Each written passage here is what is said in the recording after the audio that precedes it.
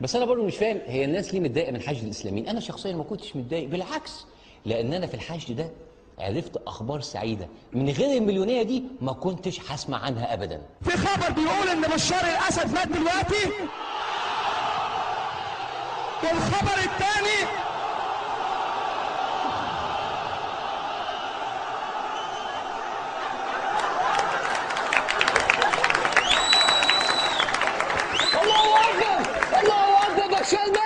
بشار مات، الناس فرحت، الناس سجدت، بشار مات، كل ده الخبر الاول. طب ايه هو الخبر الثاني؟ الحقني بيه. المعلومه الثانيه بتقول ان هو هرب بره سوريا.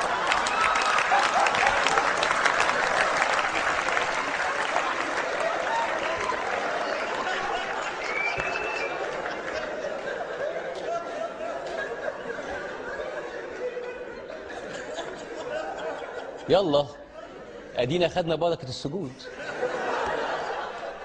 مات وهرب الاثنين زي شفيق قتل واتقتل. ما شاء الله، مش قلت لكم مليونير فيها البركه.